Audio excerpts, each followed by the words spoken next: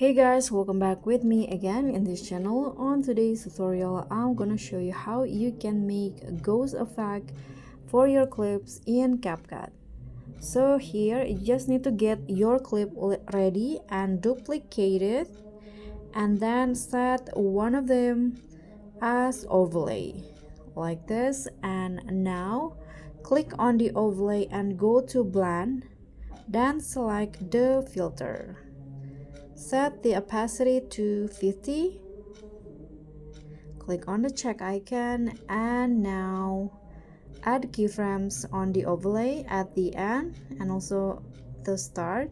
So on the second keyframe, zoom it in like this and add the ease out grab.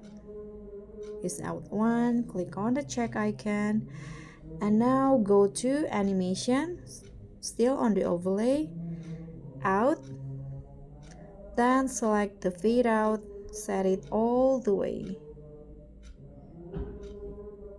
Click on the check icon and this is the final result.